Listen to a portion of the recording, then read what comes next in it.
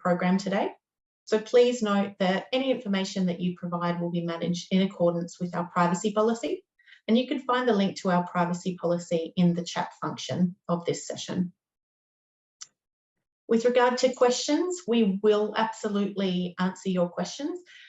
If you can pop them in the chat, we'll absolutely address those at the end. And then anything that we aren't able to answer today, we'll take note of those and come back to you directly after the session as well. Now, before I hand you over to Mary, I'd like to introduce you to Simon Wright. Simon is our General Manager of Endeavour Foundation's Home and Community Portfolio of Queensland South, and he's going to talk you through the Endeavour Foundation approach to our home services. Over to you, Simon. Thank you, Andrea, and it is lovely to see so many people on the call today. Welcome. Look, as Andrea said, I just thought it was a good opportunity to talk a little bit about Endeavour's approach to supports and how we, as a long-standing organisation in the disability sector, continue to innovate and strive to be flexible and responsive to people's needs. So Endeavour has been around for over 70 years, providing high-quality supports to a whole range of people with disability across communities right throughout Queensland and in Victoria and New South Wales as well. And with that type of longevity within the sector, we've seen quite a lot of changes throughout funding mechanisms and approaches to support, and we're well entrenched within communities that we provide support to with really strong networks and relationships. And the opportunity, I think, to always question ourselves and work with the people that we support, our valuable referral partners like the support coordinator network we have today, to ensure that we're always being flexible and responsive to people's needs and making sure that we're working with you to provide great outcomes for the people that we support. So I just wanted to give two quick examples this morning. Over the last 3 years, Endeavour has made a large investment in high quality housing for people with a disability amongst our Endeavour Foundation home portfolio. And so our focus has been on supporting people to find their right home within that portfolio. And our processes and practices have been around helping people to find their right space within those homes.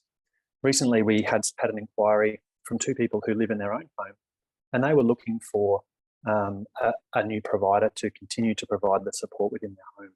So this was outside the type of process that we've had of recent times. But what we were able to do was work with those two individuals to understand what they were looking for, work with their stakeholders and their support coordinators to ensure that we were responsive and flexible to ensure that we could move in with them and make sure that we were providing the support that they were looking for. So although that's something that a lot of other providers do, it was something that was out of our scope for quite a while here at Endeavour. But quite quickly, we're able to work with them to deliver that really high quality support that they were looking for and build a new process and practice along the way to meet their needs. The other example is an interstate move. So we had an inquiry for one of the vacancies in our SIL homes from a gentleman who currently lives in Victoria, and he wanted to move up to Queensland, like everybody else at the moment, to move closer to his family. So although he wasn't able to come and visit to have a look at the home, his brother was. And so together with his brother, we were able to do a virtual tour of the home for him to view back in Victoria. And we were able to then go through the majority of our intake and assessment and compatibility process with him virtually to ensure that he was making an informed decision and we were ensuring that we were the right provider for him. So I guess that flexibility to do things differently to meet the needs of somebody, but also work collaboratively with all of our stakeholders and especially our valued referral partners along the way. So on that note, I'd like to hand over to Mary, and thank you very much. I look forward to the session. Awesome. Thank you, Simon. Really appreciate it. Hi, everyone. Okay, I'm going to share my screen.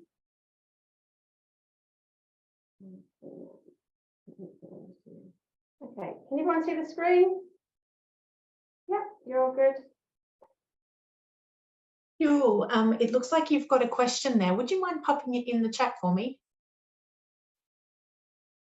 Thank you. Okay.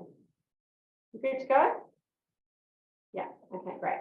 Hi, everyone. So, Mary, I'm from Support Coordination Academy. So, I would, some very familiar names coming up and the attendance, but basically we provide specialist support, purpose-built support coordinator training.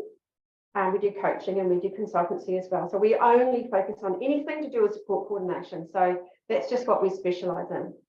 So just to get a start today, we're very limited to time. So I'll take you through this session.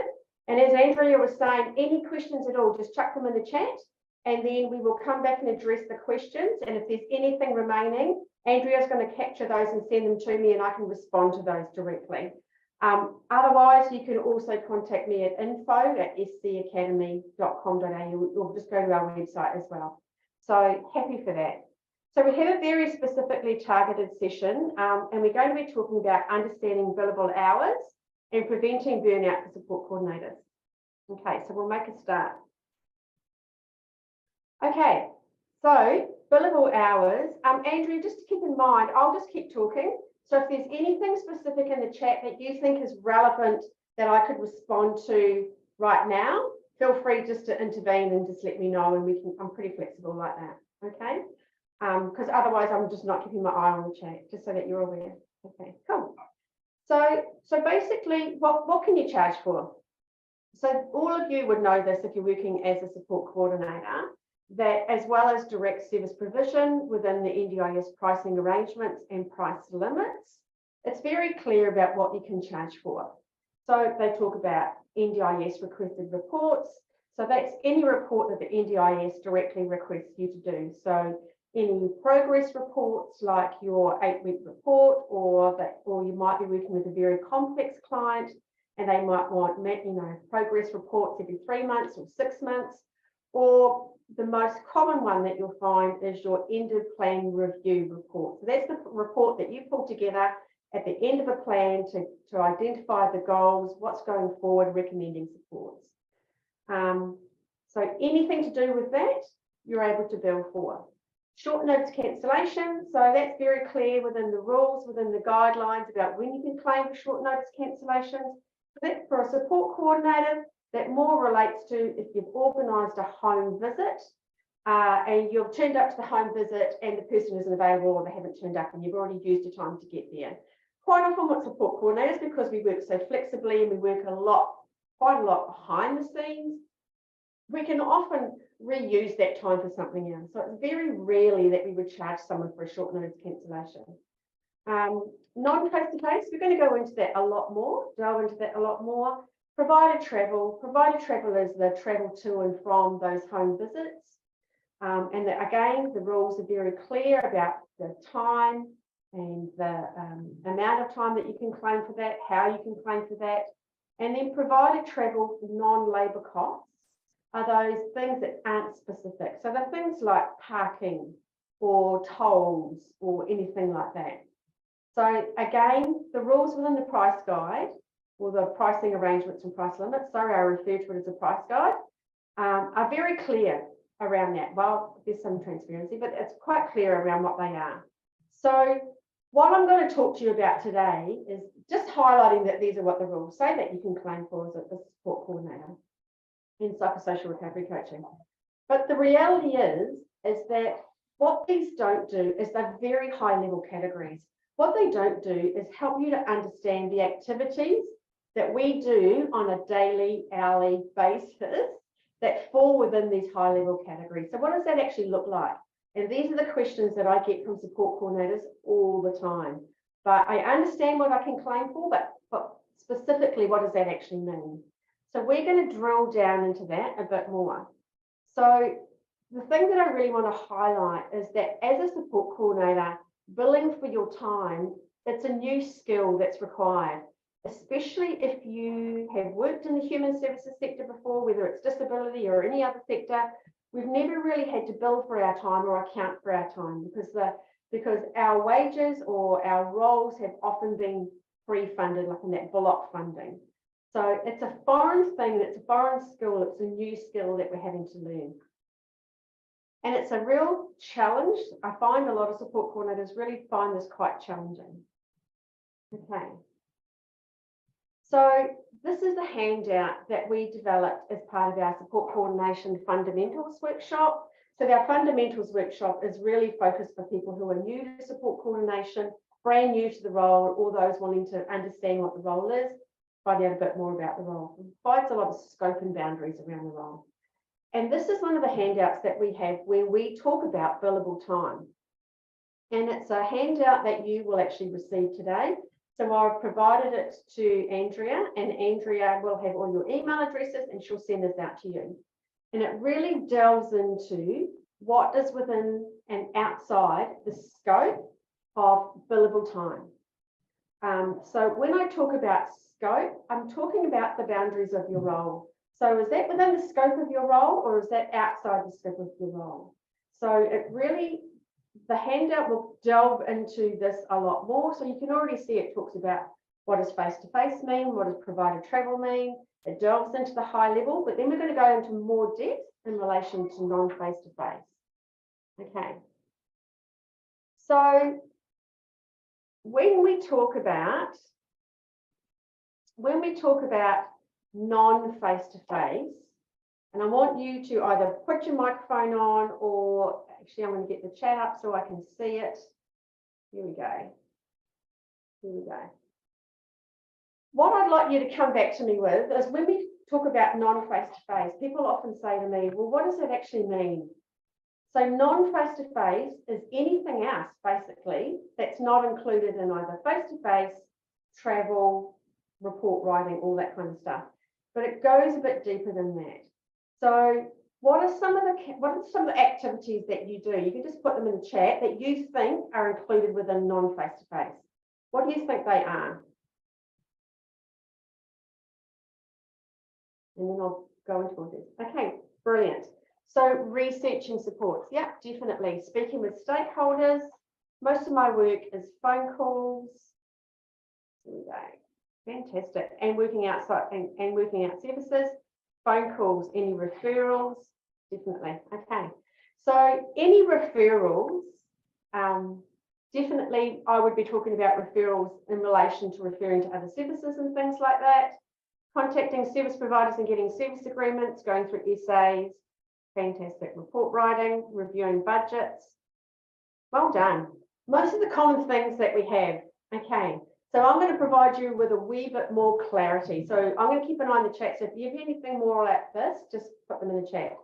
So research is a really, really good one.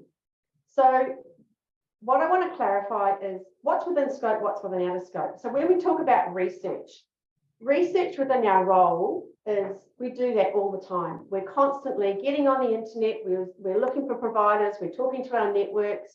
We're exploring our own communities, and that's all research.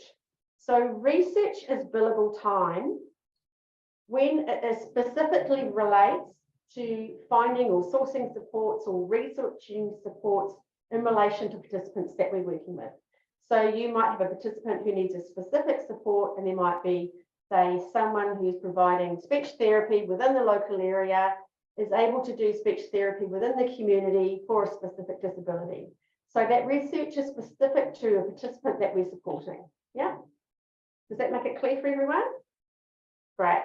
So however, if you're doing research in general to specifically build your knowledge and skills, so your toolbox of understanding what's available within your community, and it's not specific to a participant, to a specific participant or participants that you're working with, then that is non-billable time. That is outside the scope, because then that is more relates to building your professional knowledge.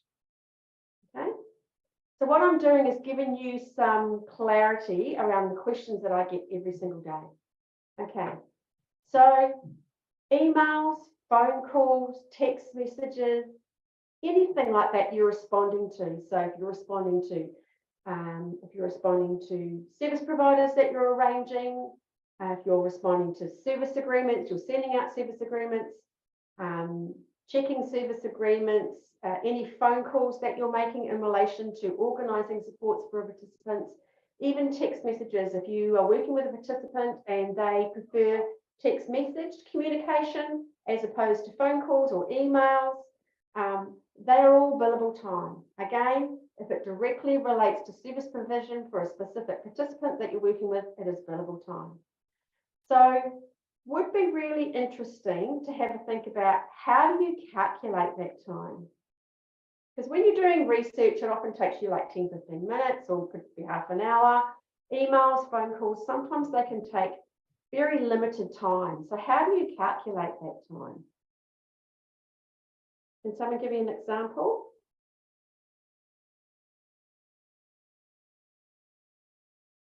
Who does 6?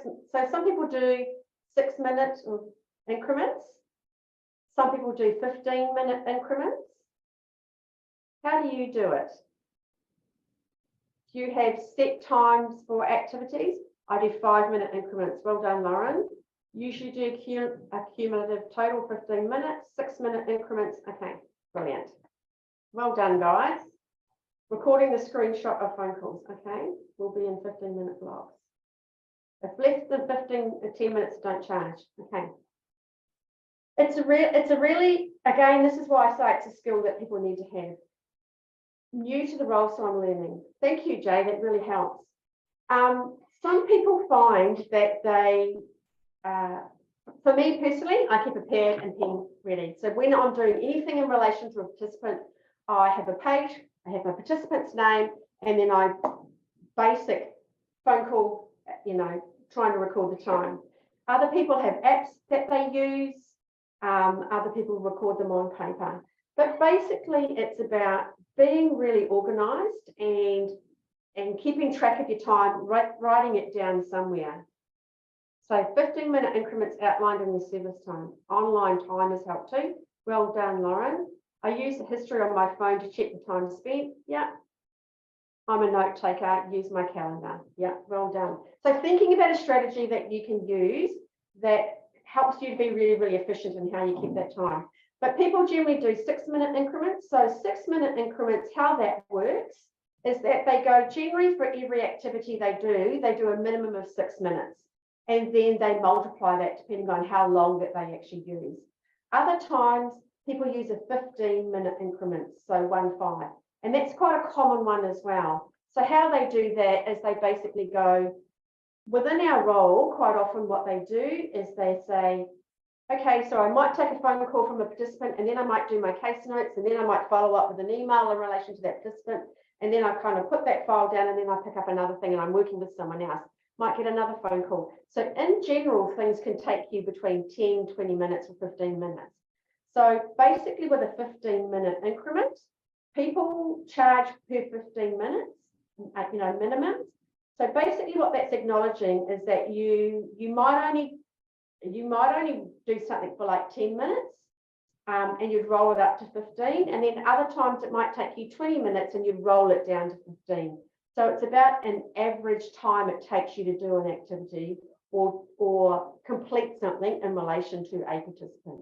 So that's kind of the framework or the methodology behind those two ways that people calculate their time.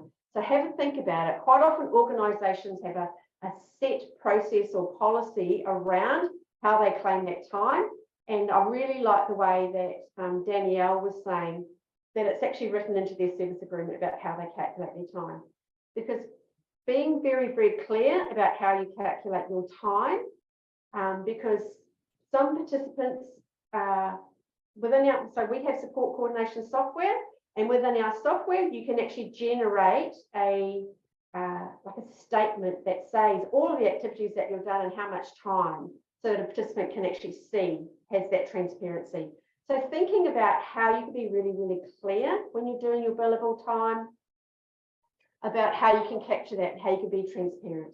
But also as part of your service agreement, being really clear about what you're actually billing for, what are those activities? Because we know as support coordinators, I would say 70 to 80% of our time is behind the scenes, that non-face-to-face stuff, travel, they're not that direct service delivery that a participant will always see.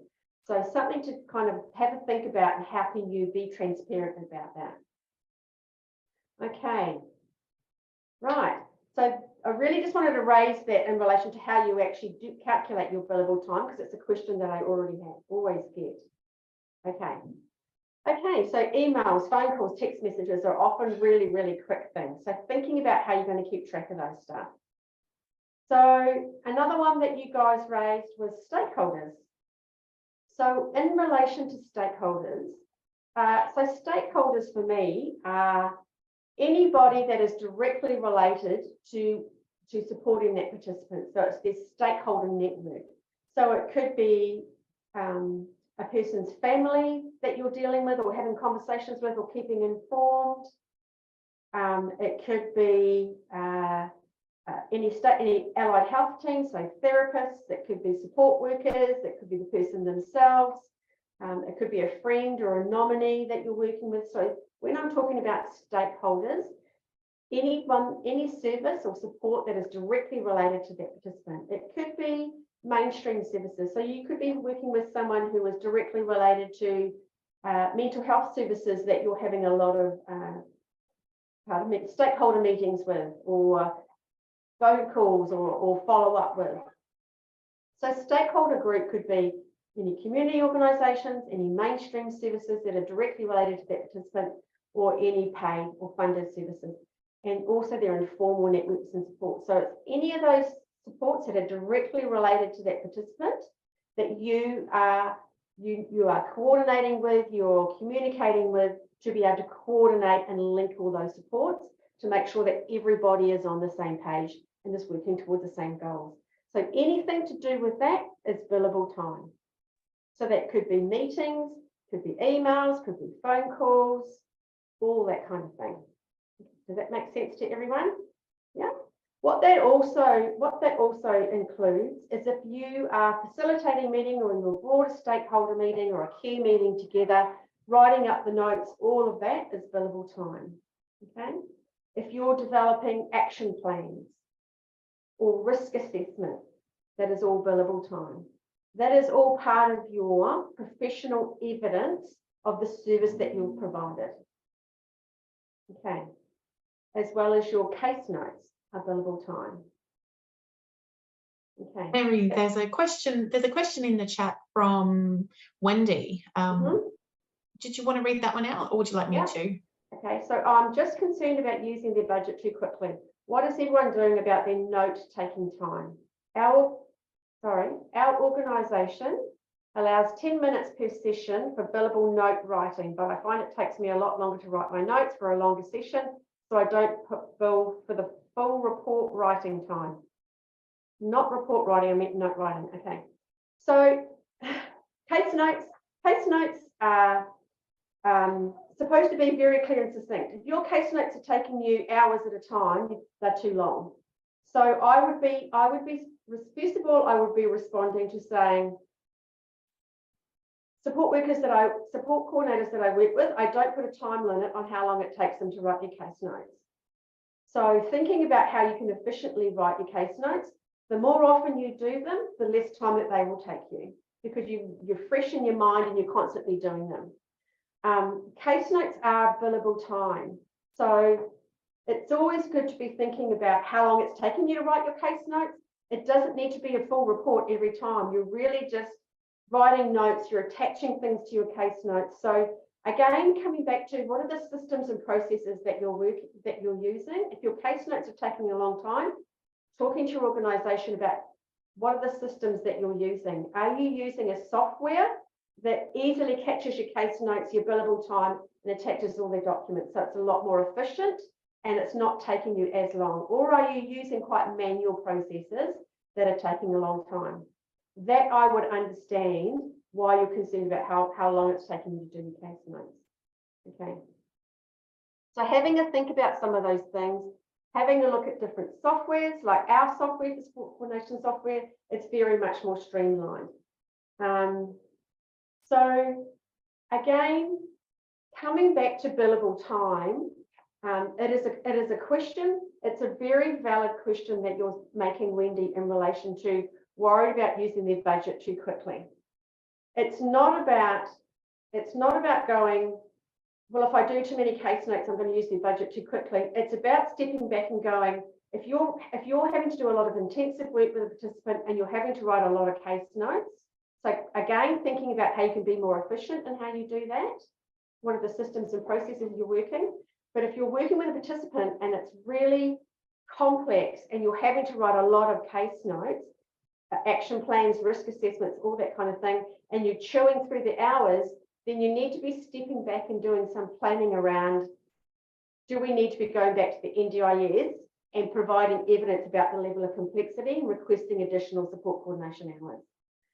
Okay, so thinking back, the NDIS assess the level of complexity and how many hours are allocated for that participant based on an hour and a half assessment.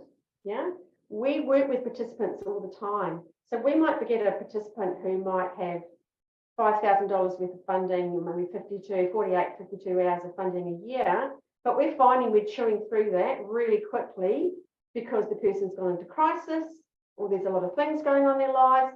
It's about coming back and assessing whereabouts, where are we at? Are we keeping track of those hours? Again, what systems are you using?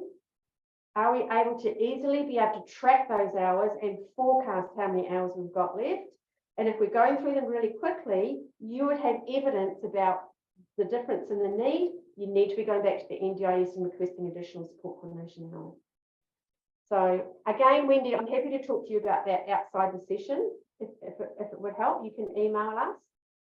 I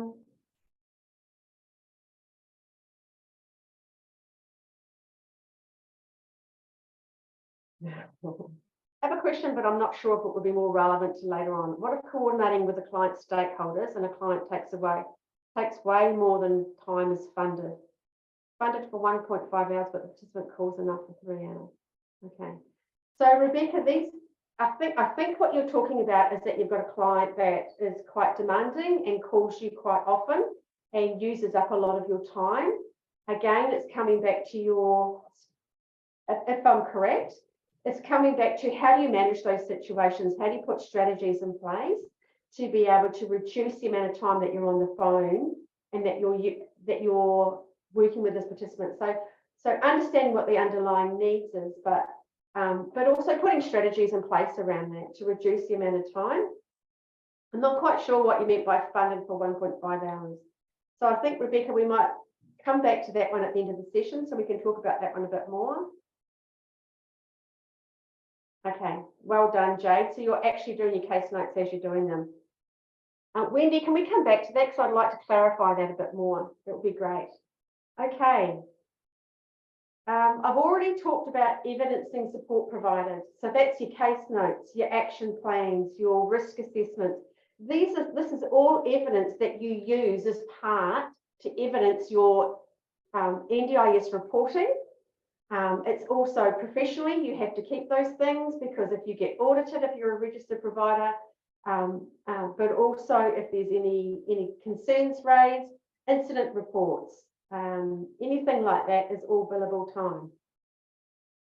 And it's about evidencing your professional practice. So if the NDIS come back to you and they go, you know, we've had some concerns raised about your service, can you please evidence the support that you provided? These are all things that you need to keep as part of your professional responsibility. If you are going back to the NDIS and you are requesting additional hours and you're working with someone with very high and complex needs, then you can provide them with a copy of your risk assessment. If you're wanting to ask for specialist support coordination, risk assessments are part of your, so that are around your professional responsibility, evidencing the work that you're doing. Okay. If you are completing any NDIS forms, if you're gathering evidence from the service providers to go for a change of situation, if you're supporting a participant to complete a change of situation, the time that you have discussing with the NDIS around a change of situation in relation to the participant, that's all billable time. Okay. I know these are quite detailed and it sounds like a lot of things, but the reality is that as support coordinators, we need to be very, very clear about what we're billing for and being very clear to the NDIS about what we're billing for and evidencing those supports. Because unless we do that, this is really reinforcing to the NDIS about all of the activities that we do and being really clear about that. And if they're coming back and saying, oh, well, we think that's enough hours, we'll say, here's my notes, here's my evidence to show you what I billed for. Because until we actually understand the scope of what we can bill for and we bill correctly, that will reinforce to the NDIS what level of funding that they need to be providing to us. Because if we keep underbilling, the NDIS will keep allocating the hours based on their assessment. But if we are very clear about our scope and we go, no, we actually require this level of hours because this is the level of support that we're providing with this level of intensity, it's reinforcing and that's forcing the NDIS to actually come back and reassess how they're identifying the level of support that's required for that person. Okay, hopefully that's making sense to everyone. Another one is one of the things that we don't often see, or the questions that I get from the NDIS or from the NDIS as well, but also from participants and support coordinators, is that part of that safeguarding role. And some of you, so as a support coordinator, we are the intermediary between the NDIS and a participant. So we basically inform the NDIS and we keep them informed through changes of situation, through our reporting, all that kind of thing about a participant situation. So that's part of our safeguarding role. Other parts of our safeguarding role are completing incident reporting, supporting a participant to lodge a complaint, checking service agreements to ensure, and following up on service agreements to ensure that a participant is receiving the support that they've agreed to receive. So if someone is providing supports outside that service agreement, that's part of our safeguarding role, to actually go, hold on a minute, talking to that service provider saying, well, part of your service agreement is saying this, but you're providing this. We need to come back and renegotiate that, or we need to be saying, you know, making sure that the participant's getting the services that they've agreed to. So thinking about some of those activities you do to ensure that a participant has their choice and control and their rights are being met. Okay, linking them in with advocates. Okay, so the NDIS are very, very clear around that advocacy role. Of course, we do advocacy on a daily basis. We inform participants about their rights. We give them information. We upskill service providers to understand our role as well as the needs of our participants. So it's kind of an advocacy role. But when the NDIS talk about advocacy, they're talking about formal advocates.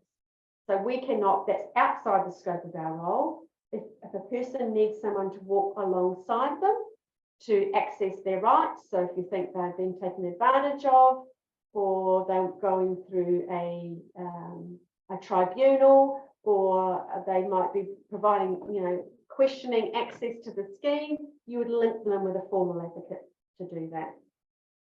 Okay, got some really good comments here. Okay, so people have got some really good recommendations in here about how they take their software, how they do their notes. Yep, absolutely, Danielle. If you're using a software program to catch case notes, you can usually drag and drop. Yep, our one does that as well. It's really good, everything in one place. Okay. Stuck on that time frame, yeah. It's the work that goes into the NDIS here. Okay. There are changes coming up in relation to the time it takes us to upload, keep the NDIS in contact, ringing that 1-800 number.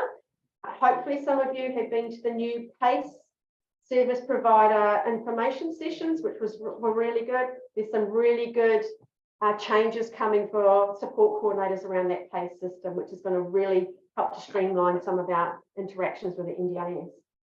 Okay, so I'm going to keep going because I'm just mindful of the time. Okay, what about NDIS review meetings, reassessment meetings they're called now? What about attending an NDIS meeting? Do you think that that's necessary? Do we always need to go along to a reassessment meeting? What do you think? If you, okay, you're really good, absolutely, yeah, okay. So from my experience, I always talk to my participants around, I always go out and do that pre-review. So I'm doing that review, I'm gathering information, you know, doing the reporting for the NDIS, sending that all in, gathering all that evidence, making recommendations about the supports that are required in the next plan. But in relation to attending a meeting, what I would always say to people is always talking to your participants and thinking about how you're going to add value to that meeting. If you've got a participant who's got a really good support network and they're very clear about their support needs, you've put the report in, you've talked to them about it, that you feel that their network can advocate for them or they can advocate for themselves, absolutely. You don't need to be part of that meeting. So it's about choice and control, absolutely. If the participant wants you to be there and you can clearly see how you're going to add value, absolutely be part of that meeting. I would say for the participants that I've been working with, I'd probably say 80% of the participants that I've been working with, I support them in those meetings. Again, coming back to that capacity building role, if you've linked in those informal networks or those other networks that can support them through that process, then we don't need to be there because we're building that capacity. But if we're building their capacity to show them the questions that they need to ask and helping them to understand what's going on and translate some of that information and help to inform the NDIS around their support needs, absolutely. It's vital to be in those meetings. But being really clear to a participant that that's billable time. Okay? And the other thing to remember too is that when you're within those meetings, it's not our role to be an advocate. It's our role to talk to help a participant be able to articulate and get across, whether it's family or whether it's a participant themselves, around what their support needs are. And responding to your report as well, because quite often what I find, if it's a really good planner, they'll ask you questions about your report. Is that making sense to everyone? Any questions around that? Okay.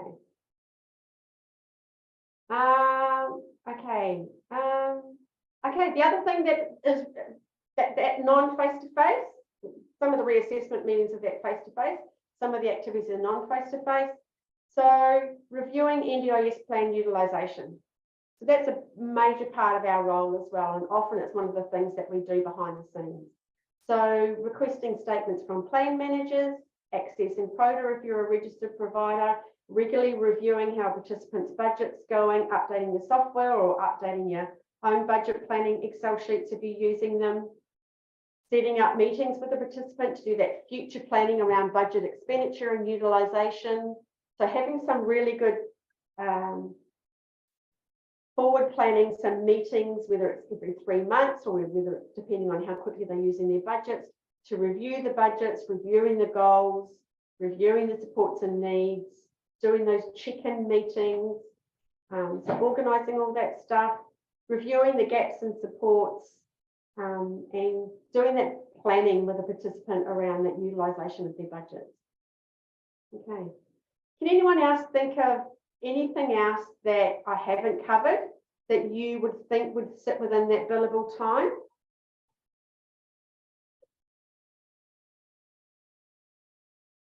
Anyone? Okay, we're going quite quickly, so I know I tend to talk quite quickly as well, so if there's anything specific. Okay.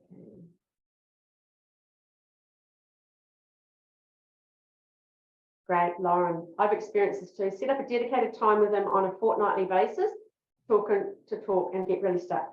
Well done, Lauren. And that's a great example of a strategy. When you're working with someone who is quite demanding of your time and constantly rings, another strategy that I used was a person who would constantly ring me. So I would have an answering machine and they would leave messages for me overnight and I would get the messages in the morning and I would respond to them via email. And so we used to have a set amount of time once a week where we could sit down and go through it all. Otherwise, we would do it via email. And also set up a really good safety plan so that if they felt that they needed to talk to someone at that point in time, that they had other people that they could call and numbers that they could connect with. Okay, so everybody's different. Again, it's coming back to, like Lauren's done, understanding their need and why they feel that they need to ring you all the time, and then developing strategies around that to meet that need. Okay. Any questions about within scope? Can you please advise the amount for a caseload for a SC on level 2? I get that question all the time. There is no standardized caseload. Everybody is different. What I would say about caseloads is if you're working for an organisation, you need to be very, very clear about your skills and abilities, whether you're new, whether you're experienced, the skills that you bring with you, your knowledge, all that kind of thing. If you're new, you should be building up to a caseload. Quite often people get really skilled within the job and they carry higher caseloads with higher complexity. Every organisation is different. If you're an independent and you're running your own business or a contractor, they often determine the number of people and the number of hours that they want to work. So it's quite different. Organisations will often have KPIs and time, billable time. Contractors don't have that because they just work the hours that they work.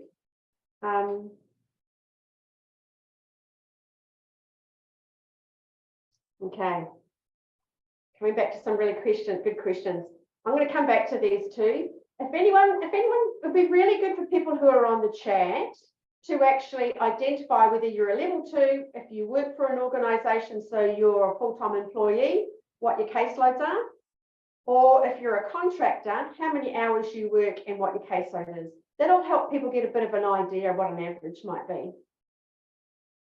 Okay. If you're happy to share that information, yeah, that would be really good because that will help someone.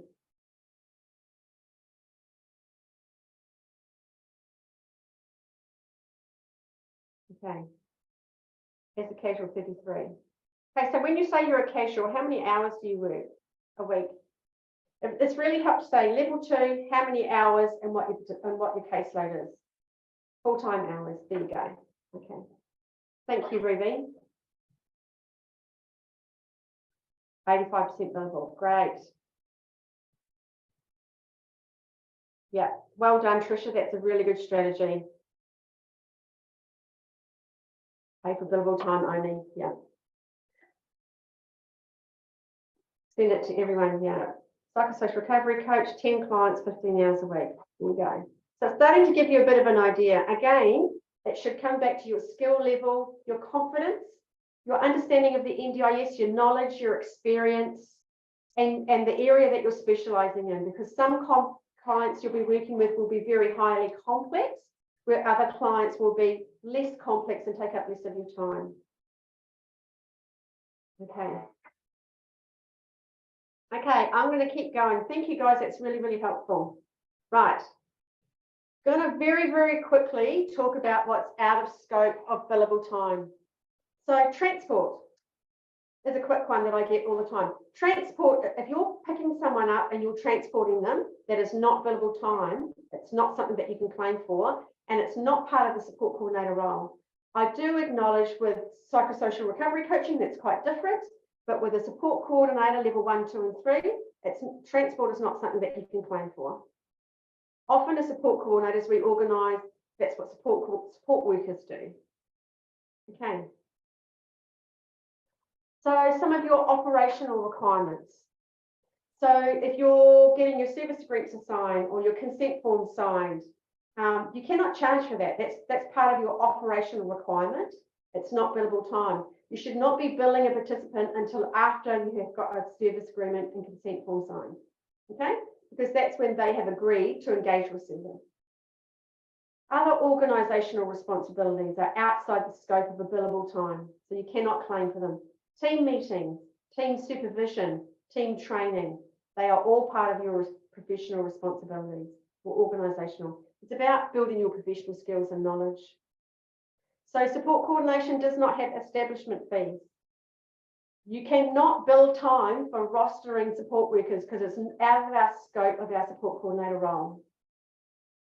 If it's something your organisation chooses to do, that might be part of your organisation, but it's outside the scope of the support coordinator role, scheduling support workers. So I'll give you an example. If you're working with a participant who chooses to employ their own directly support workers, they might be self-managing them, or they might source their own support workers and they do their own schedule, that's their choice. It's not part of our role to go, okay, from this day to this day, you've got this support worker and that support worker. Rostering is not part of our role. If someone requires that level of service, then you will be linking them in with a service provider that can do that for them. Hopefully that makes sense. It's a question I get all the time. Okay, managing your support coordination budget. not doing utilisation of other budgets, but your own support coordination budget. It's an administrative responsibility. It is outside the scope of billable time. So keeping track of your support coordination hours, all that kind of stuff, you know, how many hours you've got left. If you're doing reporting to your own organisation, that's outside the scope of your role, outside the scope of billable time, I should say. Okay. Building your professional connections and networks. So if you're attending a community of practice for support coordinators, that's not billable time. If you are going to a conference, that's not billable time. If you're going to a networking session and you're not researching specifically in relation to a participant, it's more about building your knowledge of services available, then that is not billable time. Hopefully that makes, these are questions that I get all the time. Mary, Okay. there's a new question in the chat there. I've just transferred over. It's what about organising support workers through Mabel and when you have to write the ads, help interview, etc.? Yeah, that is definitely billable time. Yeah. So you're supporting a participant to build their capacity. So I do very similar things through Kind. So the participant that I work with, he likes to get his participants through Kind. And so I talk to him about what are the things that he needs, what is the information that he wants to share. We help to build the ad together, and then we put it up on Kind. So again, that's capacity building. And he actually approves any shifts through Kind. So he has the app on his phone and he approves the shifts as they come through. Does that help? If you're helping with interviewing and things like that with a participant and you're building capacity, that's definitely billable time. What I'm more referring to in relation to rostering is that if the participant is able to source their support workers through Mabel or Kind, or there's a number of them, then they obviously have capacity to understand when they need those support workers and they can schedule when they need them. You might help them put that schedule together, but then they would need to continue that rostering on a regular basis. Does that make sense? Does that help, Andrea? Yeah, okay, good. Hopefully I'm being clear. If I'm not, I'm happy for you to flick me an email and so I can provide you with more clarity. And again, I'm only giving you the information based on the information that I'm receiving. So if you have a very complex situation, I'm happy to talk with someone about that later on. Okay. Got to keep going because we're going to run out of time. Okay, right. Here we go. How do you manage your time and what can you do to prevent burnout? So we've already talked about some strategies to manage your time. So having really good software, thinking about the systems and the processes that you're working with. If you're working with manual spreadsheets across a number of spreadsheets and you save your case notes over here and you've got another system to track your hours and another system here and another system here, that's all taking up your administrative time. Thinking about, there's a lot of software, we've got software, but there's other softwares that you can look at as well to streamline the administrative processes that are taking up your time, especially with your case notes and stuff like that. So looking at your systems and processes, if it's clunky and it's taking up your time, go and do some exploration about how you can be more efficient in doing that. Okay, also thinking about how do you organize yourself on a daily basis. So you're using your calendar to schedule check-ins. You know, if you've got a software, have you got to-do lists and reminders to say, so planning ahead. Regular check-ins for when you're going to be checking in with the participants, especially those participants who you don't see very often, you still need to be checking in with them. That's part of your responsibility. My diary is my Bible. Absolutely, Renee. Same here. I'm a list person. So I make constant lists and I constantly tick them off. Having action plans are really, really good because I can go back to my action plan and go, okay, I've covered this, and this, still need to follow up on this. So putting in times within your calendar to regularly pick up and review a participant's file. So besides all the check-ins and the regular things that you do, having some extra times to stop check and review and go, okay, so I followed up on these are the things that I need to do. Add them to your list, add them to your diary, add them to your Outlook to say, and give yourself reminders about when you need to do things. So thinking how you can keep yourself organised. We need to be very organised in our job. Okay, any other strategies that you've got about how you keep yourself organised? If you could share them in the chat, that would be amazing, because then you can really share them with everybody. And again, make sure you're selecting sharing with everybody. Okay. Really good, guys. Okay. We've talked about how you do your billable time, calculating time, 6 minutes, 15 minutes. And again, thinking about the systems that you're using. How are you keeping track of that billable time? Are you using a software that automatically does it all, calculates it for you? Are you doing that manually within a spreadsheet? So thinking about that. Action lists, diaries. Yeah, well done, Sarah. Regular check-ins, and there is a lot of work to do from it. I did to-do lists. Yeah. Great. Well done. Some really good strategies there. Okay. Thinking about how you could prevent burnout. Okay. There's a number of ways that you can prevent burnout. So making sure that you're structured within your day and you have day for time out. So if you're working from home, making sure you have set hours, regular times, a separate space, a really good environment that you can do your work from. And then when you're outside your work, you're outside your work. So you're not picking up your phone after hours. You're not checking your emails unless you need to catch up on work. You have very strict boundaries about what's work and what's home. And also taking time to exercise, get out, breathe, go outside, get some fresh air, making sure you're taking regular breaks. Okay. Having really good professional boundaries, so really understanding the scope and the boundaries of your role, because what that does is it helps you to set professional boundaries, but it also helps you to have realistic expectations of your role for yourself, but also for others. So if you've got a service provider who's constantly going, oh no, well, you need to follow up on this, and you need to do this, and you need to do this, or a participant is putting a lot of pressure on you to do that, you're able to say, actually, I'm just going to give you a bit more information about the scope of my role. This is actually what I do as part of my role. And what you're actually asking me to do is outside the scope. So how can we manage this a bit better, and negotiating what that's going to actually look like, or pushing back to a provider and going, actually, that's part of your responsibility, not mine. In a nice way, of course, but that really helps you to set those professional boundaries, because it can become overwhelming pretty quickly. Understanding your own strengths, your skills, and your abilities, and matching those to the participants that you're working with, so that you're able to say to your organisation, if you're getting a referral, or your organisation or whoever you're working with, or if you're running your own business and you're looking at a referral, or someone saying to you, there's this participant that's coming along and this is the context of their situation, being really clear about what your skills, abilities are, so that you're able to say, yep, no, I've got capacity, I can take that participant on, or I don't think I have really good skills to work with that participant, and I think you need to look at someone else.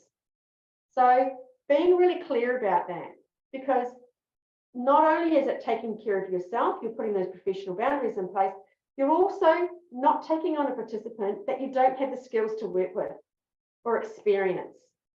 So you're not letting that participant down, because that can be quite dangerous in some situations for a participant. You're not actually working with someone and then you're instantly feeling like you're drowning. So being really clear about that. And being really clear about and doing that, having regular supervision with whether it's outside external supervision or internal supervision, and identifying where your skill gaps are and proactively looking for professional development opportunities to enhance those skills. Yeah. Absolutely, self-care is incredibly important within our role, because most of us work from home and it can be quite isolating. So making sure you are having regular supervision, and if you don't have it internally, looking for it externally. Because if you're looking for it externally, you can actually claim that from your tax as well. Okay. Understanding your role in managing a crisis and how to assess and manage risk. Yeah. So understanding the parts of your safeguarding role. So it's our role to respond to risk by linking in appropriate supports. Our role is to create and build resilience and capacity in participants. So we're not a crisis service. So what does that mean? How do we support our participants through that? And as part of the support coordinator role, it's not our role to hold on to that risk and manage that ongoing risk. So how do we build our professional skills to manage that? Getting training in that and understanding what that means. So, for example, as part of our training, we have professional skills development. So one is around understanding how to have influence and navigate your way through complexity. The other one is around evidencing the need for specialists. So understanding how to manage that, what risk assessments are and how you do all that. And again, if you're a sole trader, getting regular supervision and coaching. Okay, sorry, I probably talked too long. We need to get to these questions. I'll come back to you, Andrea.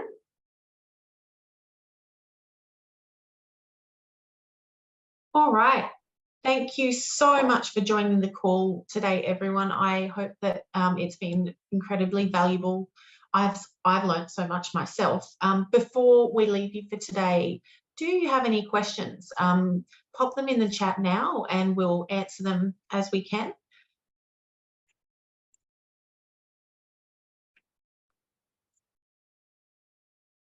I saw a really great comment a moment ago from Trisha Clark in the chat. It got me thinking, in my role even. She says, does anyone else ever feel guilty for taking a break? Of course we do. Yes. But it's so important, isn't it? It's very that important. Self-care. Yeah. And Trisha, that just shows how passionate you are about what you do. And that's a good thing. But self-care is very, very, very important. It's how we maintain our professionalism, but also our own health and well-being within the role. Wendy's asked if the recording will be available after the session. Absolutely, it definitely will be. We'll send that one out.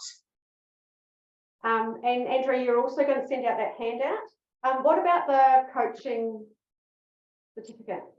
Yes, so the Lucky Door prize for this session will be drawn after we've closed out for today. So a few things. After we've closed today's session, you will be prompted to complete a survey. So can I please ask everyone to complete the survey today?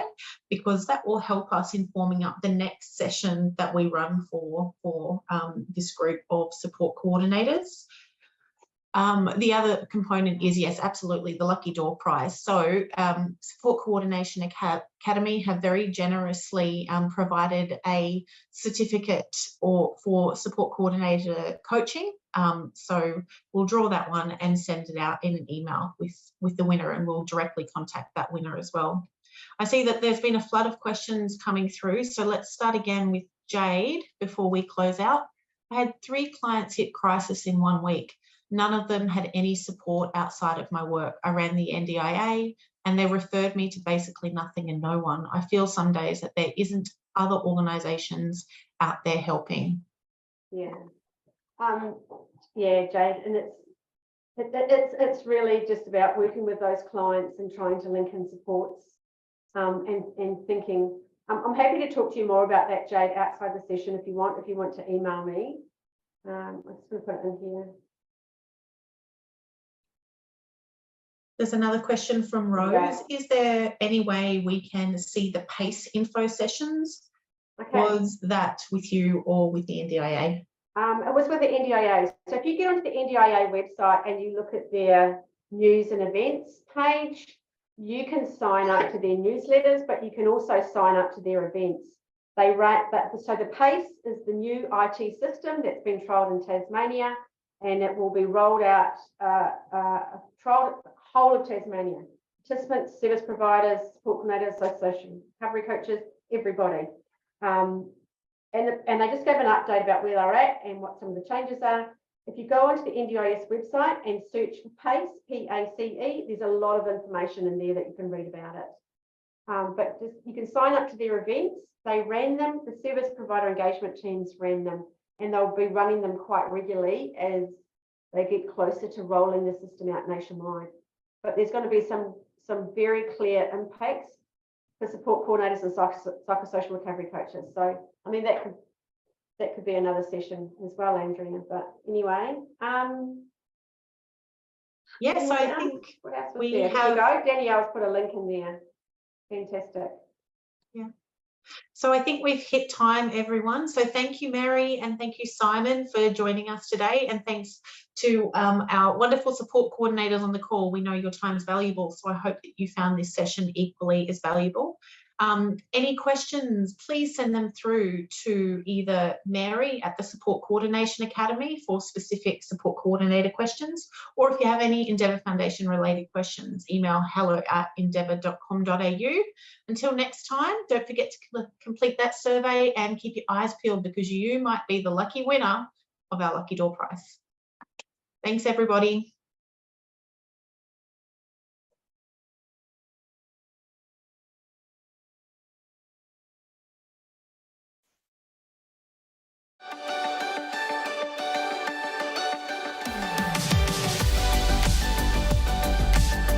Hello everybody, welcome to our Learning and Lifestyle Hub.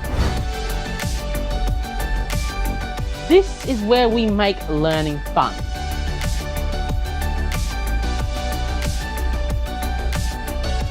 Hi, I'm Grace. I live independently with support when I need it. I live my life my way.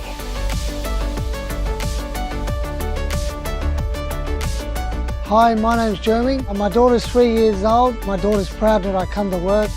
Hi, I'm Maddie and I work for the Endeavour Foundation. I come to work with a big smile on my face every day. Love to work here because that's my new family.